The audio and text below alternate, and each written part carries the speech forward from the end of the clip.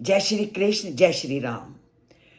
स्नान करके वाल्मीकि मुनि जैसे ही आश्रम में आए और अपने शिष्यों के साथ वो अनेक विचारधाराओं में बह गए और इन्हीं विचारधाराओं में बहते बहते अनेक कथाओं का उन्होंने अपने शिष्यों के साथ चिंतन किया, उनको बताया और इसी चिंता में वो उस तथ्य को सोचने लगे जिसके बारे में अभी अभी उनकी नारद जी से बातचीत हुई थी।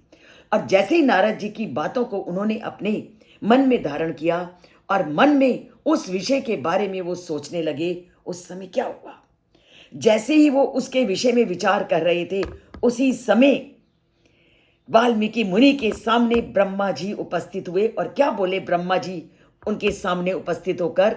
ब्रह्मा जी बोले, आज जगाम ततो ब्रह्मा चा उवाच मुनि पुंगवम वृतम कथये रामस्य यथा ते नारदात श्रुतम।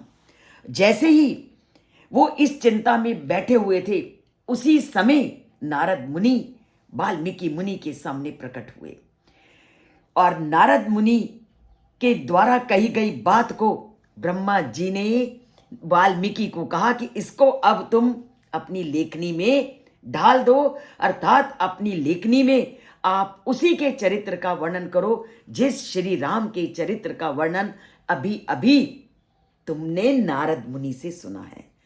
तो वाल्मीकि को राम जी के चरित्र को लिखने की प्रेरणा किससे मिली? ब्रह्मा जी।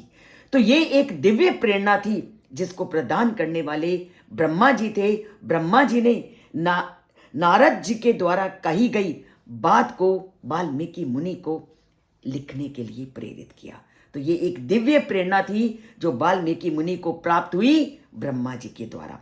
और जैसे ही भी ब्रह्मा जी ने वाल्मीकि मुनि को कहा कि तुम राम जी की कथा को लिख दो, तो आगे क्या होता है इसको हम कल के श्लोक में जानेंगे।